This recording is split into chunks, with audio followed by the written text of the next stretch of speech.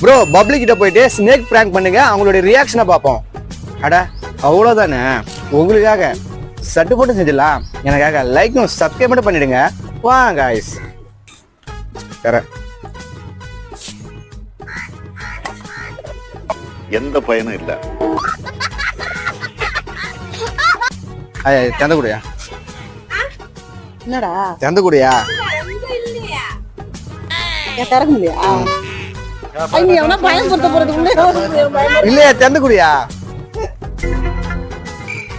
டேய் இது தந்த கூட திறக்க முடியல, அவனால திறக்க முடியும். நானா நீ இதே தர